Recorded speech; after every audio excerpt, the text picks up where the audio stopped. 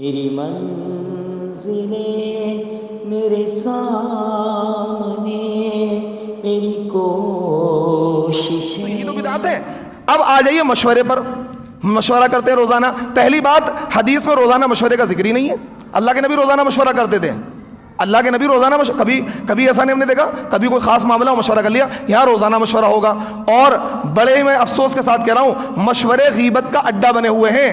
مشورے غیبت کا اڈا بنے ہوئے ہیں. امام صاحب کیا کر رہے ہیں، مؤذن صاحب کیا کر رہے ہیں، باقاعدہ مشورے میں پلاننگ ہوتی ہے امام کو ہٹانے کی.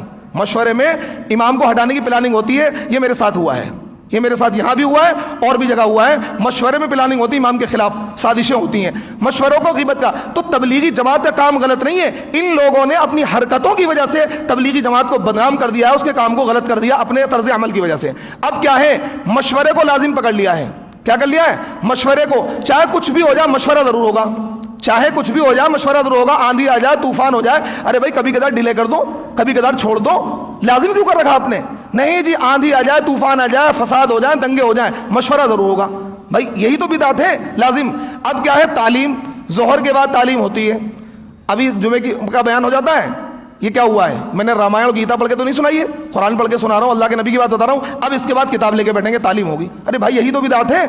آپ لازم کیوں کر رہے ہو؟ جمعے کے دن تعلیم مت کرو. جب امام نے خطبہ دے دیا اور دین کی بات بتا دی اور تعلیم کر دی، تو اب مزید کیا ہے، اس کتاب کو پڑھنے کی کیا ضرورت ہے؟ چاہے دو آدمی بیٹھیں گے ضرورت کتاب لے کے کہ بھائی تعلیم ہوگی. یہی تو بدعت ہے. میری بات کو سمجھیے. اس کو آپ دوسرے اینگل سے مت سوچنا کہ بھائی جماعت کی مخالفت کر رہے ہیں. میں کہہ رہا ہوں بھائی اس عمل، میں نے کہا آپ جماعت کا کام نہ کرو، جماعت کا کام کرو، لیکن اس طرز عمل کو سدھارو. اس طرز عمل کو سدھارو. کوئی لگا رہا وقت، اچھی بات ہے. کوئی وقت نہیں لگا رہا، اچھی بات ہے. مشورہ کبھی ہو گیا، کبھی ٹال دیا، کوئی مسئلہ نہیں ہے. اب کیا ہے، اتوار کا جوڑ ہے، ہونا ہی ہونا ہے. آندھی آ جائے، طوفان آ جائے، جوڑ ضرور ہوگا. جوڑ کیا ایک دن بھی ڈیلے نہیں ہو سکتا، چاہے کتنا ہی بڑا مسئلہ ہو. ابھی مولانا کلیم صدیقی صاحب کی گرفتاری ہوئی تھی، تو اس دن کیا تھا، آل انڈیا امامز کونسل نے احتجاج کیا. تو میں نے کہا بھائی چلو، میں نے یہاں عصر کے بعد اتوار کا دن تھا، میں نے کہا بھائی احتجاج میں شریک ہوں گے. تو بھائی جماعت والے سارے بیٹھ گئے کہ آج ہمارا اس کا دن ہے. حالانکہ پھر میرے غصہ کرنے پر 2-3 شریک بھی ہوئے. تو بھائی ایک دن چھوڑ دو، کیا دقت ہے؟ یہی تو بدعت ہے کہ آپ نے لازم پکڑ لیا. کتنا ہی اہم مسئلہ ہو آپ چھوڑ نہیں سکتے. بھائی میں قرآن کی تفسیر کرتا ہوں، کبھی کرتا ہوں، کبھی نہیں کرتا ہوں. میں لازم نہیں کر رکھا میں نے. اگر کوئی بندہ ہر لازم پکڑ، میں کروں نہیں جی، کچھ بھی ہو جائے قرآن کی تفسیر ڈیلی کرنی ہے، ایک دن بھی ناغا نہیں کرنا ہے، پھر یہ عمل بدعت بن جائے گا. یہ عمل کیا بن جائے گا؟ بدعت بن جائے گا. جیسے جمعے کا روزہ ہے، علامہ ابن عابدین شامی رحمۃ اللہ علیہ نے جمعے کے روزے کا بدعت ہونے کا فتویٰ دیا 100 سال پہلے. کیوں؟ اس دور میں لوگوں نے جمعے کے روزے کو لازم کر لیا تھا کہ کچھ بھی ہو جائے جمعے کا روزہ رکھنا ہے. انہوں نے کہا جمعے کا روزہ، جبکہ حدیث سے ثابت ہے، انہوں نے کہا بدعت ہے. کیوں؟ لوگوں نے جمعے کا روزہ کا سنت ہے، آپ اس کو لازم کرو گے کہ نہیں جی رکھنا ہی رکھنا ہے، تو اس عمل کو بدعت بنا دے گا. تو آپ شریعت کے مزاج کو سمجھیے، شریعت کے مزاج کو سمجھیے. جو چیز جس درجے کی ہے، مشورہ لازم نہیں ہے، 3 دن لازم نہیں ہے، 40 دن لازم نہیں ہے، چلہ لازم نہیں ہے، جماعت کا کام لازم نہیں ہے، تعلیم لازم نہیں ہے، کبھی کبھار چھوڑ بھی دیں. ہفتے میں 10 دن میں، مہینے میں 1 آدھ تو چھوڑ بھی دیں. اس کو اس درجے لزوم کے نہیں جی کرنا ہی کرنا ہے، کرنا ہی کرنا ہے. آپ کے اس عمل نے تبلیغی جماعت کے کام کو نقصان پہنچایا ہے. بھلے ہی آپ کچھ بھی سمجھتے ہیں کہ آپ فائدہ پہنچا رہے ہیں، آپ اس عمل کو بدعت بنا رہے ہیں. آپ کی شدت نے، اس جہالت نے اس کام کو نقصان پہنچایا. تو سعودی گورنمنٹ نے کہا ہے کہ یہ جو ہے یہ بدعت کا دروازہ یہ لوگ کھول رہے ہیں. اور یہ بات میں کہہ رہا ہوں، یقیناً انہوں نے اس عمل کو بدعت بنا دیا ہے اپنے لازم کرنے کی وجہ سے. آج یہ لازم کرنا چھوڑ دیں، بدعت نہیں ہوگا. ایک بات. دوسری بات، سعودی گورنمنٹ نے یہ بات کہی کہ تبلیغی جماعت کے لوگ جھوٹے قصے بیان کرتے ہیں. کیا کرتے ہیں؟ جھوٹے قصے بیان کرتے ہیں، جھوٹی کارگزاری. ایک صاحب جماعت میں گئے، ان کے پتھری تھی، فرشتے آئے، آپریشن کر دیا، پتھری ٹھیک ہو گئی. ایک وہاں تھا، اتنا سا کیا ہے، ایک دیگ تھی، 500 لوگ کھانے والے تھے، اس میں یوں ڈال دیا، کیا اتنا سارا کھانا ہو گیا، سب کو کافی ہو گیا. طرح طرح کے من گھڑت واقعات. مولانا صاحب بچے تھے اور کیا ہیلی کاپٹر جا رہا تھا، انہوں نے انگلی دکھائی، ہیلی کاپٹر رک گیا. اور ایک کیا ہے، ایک واقعہ اور سناتے ہیں جو میں نے اپنے کانوں سنا ہے کہ ایک مرتبہ کیا ہے، گاڑی سے ایکسیڈنٹ ہو گیا، ایک بندہ مر گیا. پیچھے سے مولانا صاحب کی گاڑی گزر رہی تھی، پولیس والوں نے پکڑ لیا. پکڑنے کے بعد میں مولانا کو گرفتار کر لیا. مولانا نے کہا مردے سے پوچھ لو، مردہ خود ہی بتا دے گا. مردہ زندہ ہو گیا، اس نے کہا کہ میرا ایکسیڈنٹ اس گاڑی سے نہیں ہوا ہے. تو یہ من غلط قصے، جھوٹے قصے بیان کر رہے ہیں. تو یہ بات صحیح کہی سعودی گورنمنٹ نے، جھوٹے قصے بیان کرتے ہیں. میرے ساتھ ایک واقعہ پیش آیا، میں وہ ممبر پہ بیٹھا ہوں، جھوٹ نہیں بولوں گا. جاپان ایک جماعت گئی، حاجی شمس الزمان، نام بھی بتا دے رہا ہوں. حاجی شمس الزمان ہے اور اس وقت مولانا سعد کے رائٹ ہینڈ ہیں. وہ بڑے دلی کے بڑے ذمہ داروں میں سے ہیں, چوہان مانگر رحمانیہ مسجد گلی نمبر 3 میں بھی جڑتے ہیں اور روزانہ نماز بھی پڑھتے ہیں, آپ جا کے مل بھی سکتے ہیں. تو عصر کے وہ اپنا فجر میں تفسیر کرتا تھا, مجھے روک لیا انہوں نے کہا مفتی صاحب ایک کارگزاری سنیے, بڑی عجیب کارگزاری. میں نے کیا؟ کہنے لگے کہ جی میں جاپان جماعت میں گیا تھا, پاکستان کے کچھ ساتھی ملے تو انہوں نے ایک واقعہ سنایا. میں نے کیا سنایا؟ کہنے لگے کہ جی ایسے ایسے افریقہ میں جماعت گئی اور وہاں پہ ہیں, وہاں افریقہ میں بڑے خطرناک جنگل ہوتے ہیں, بڑے مطلب درندے اور ازدہے اور سانپ ہوتے ہیں. تو جماعت والوں کو ازدہے مل گئے, جماعت والوں نے پر ہاتھ پھیرا کہ بھائی ہم کیا ہے دین کا کام کرنا ہے, یہاں سے بھاگ جاؤ. سارے کیا ہے سانپ اور درندے سب بھاگ گئے. یہ واقعہ ہے حدیث میں, لیکن یہ واقعہ ان لوگوں کا نہیں ہے. یہ ایک صحابی ہیں عقبہ ابن نافع, حضرت امیر معاویہ کی فوج کے سپہ سالار.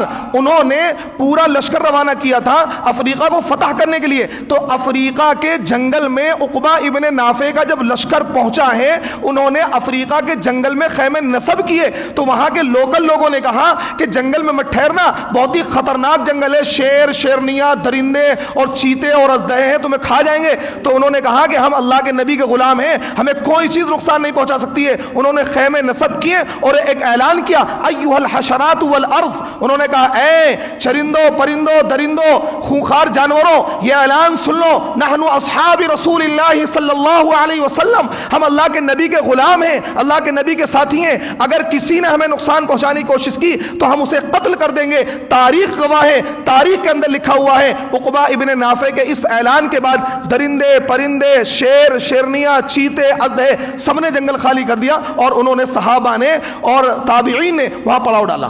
تو انہوں نے کیا کہ یہ واقعہ اپنے اوپر فٹ کر کے کارگزاری میں چلانا شروع کر دیا. تاکہ مقصد کیا ہوتا ہے؟ مقصد ہوتا تاکہ جماعت میں زیادہ سے زیادہ لوگ جڑیں. ایک بندہ ایسا تھا کچھ نہیں کرتا تھا, جماعت میں گیا اتنا کاروبار ہو گیا. ارے بھائی کیا ہے, من گھڑت قصے بیان نہ کریں.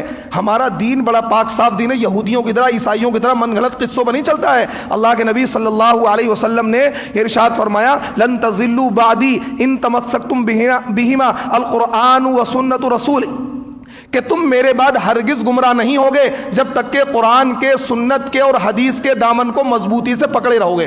تو حدیث اور قرآن کو مضبوطی سے پکڑے رہو, گمراہ نہیں ہوگے. تو اس لیے ضرورت اس بات کی ہے کہ تبلیغی جماعت اپنی اصلاح کرے, اپنی ان حرکتوں سے باز آئے, جھوٹے قصے نہ بیان کرے, 3 دن کو 40 دن کو لازم نہ کرے. اگر کوئی جماعت کا کام کر رہا ہے تو نور علی نور ہے, اگر کوئی نہیں کر رہا ہے تو اس کو شدت اختیار نہیں کرنی چاہیے کہ نہیں جی تم جماعت کا کام نہیں کر رہے ہو, کچھ بھی کر لو, کیا مغفرت نہیں ہونے کی, بخشش نہیں ہونے کی. ایک صاحب نے مجھ سے کہا, کہنے لگے امام صاحب آپ بہت اچھے آدمی, یہاں نہیں جعفر آباد میں, کہ اگر آپ کا وقت لگا ہوتا تو دین کی سمجھ آپ کے اندر آ جاتی.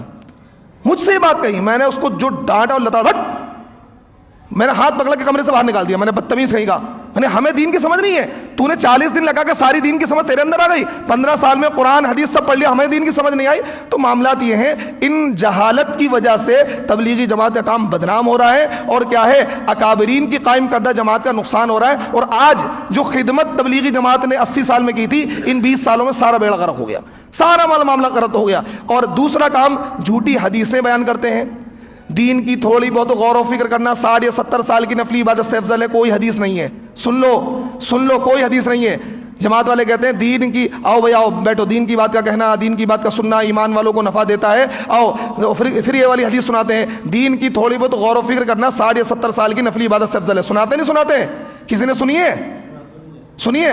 بالکل یہ کوئی حدیث نہیں ہے. کوئی حدیث ہے تو مجھے لا کر دکھا دیں, کوئی حدیث لا کر دکھا دے. من گھڑت ہے, موضوع ہے, اپنی طرف سے گھڑی ہوئی ہے. اور ایک حدیث وہ بیان کرتے ہیں جس کا انکار پہلے بھی میں نے کیا تھا, آج پھر کر رہا ہوں, کہ گشت کرنے کے بعد جو نماز پڑھی جائے گی اس پر 7 لاکھ نماز کا ثواب ملے گا. یہ بھی کوئی حدیث نہیں ہے, یہ بھی جماعت والے کہتے ہیں یہ بھی ھذا موضوع منکر, یہ بالکل کیا ہے, منکر ہے, موضوع ہے, من گھڑت ہے, گھڑی ہوئی حدیث. کوئی حدیث ایسی روایت حدیث کے اندر موجود نہیں ہے. اور ساری جہاد کی آیتیں سب اپنے اوپر فٹ کرتے ہیں, ہلکے ہو بھاری ہو جماعت میں نکلو, ہلکے ہو بھائی, یہ جہاد کی آیتیں ہیں, یہ مت کرو.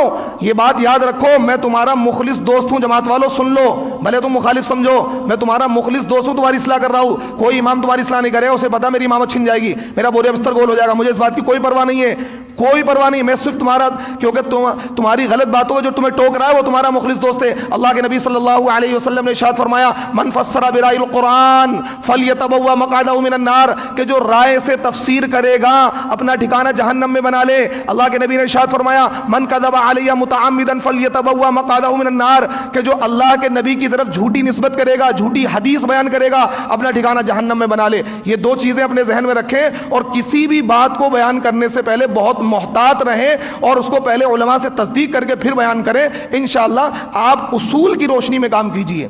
آپ جو اصول حضرت مولانا الیاس نے مرتب کیے تھے ان کے مطابق کام کیجئے, ہم آپ کے ساتھ ہیں. لیکن آپ جس طریقے سے بے اصولی سے کام کر رہے ہیں ہم آپ کے ساتھ نہیں ہیں. ہم آپ کی بار بار اصلاح کرتے رہیں گے چاہے آپ کچھ بھی کرتے رہیں, کتنی مخالفت کرتے رہیں, میری زبان تو بند نہیں ہوگی. جب تک غلط کام ہوتا رہے گا میں اس کی اصلاح کرتا رہوں گا. اللہ رب العزت مجھے اعمال صالحہ کی توفیق عطا فرمائے اور تمام حاضرین کو کیا ہے دین کی صحیح سمجھ عطا فرمائے. وآخر دعوانا ان الحمدللہ رب العالمین.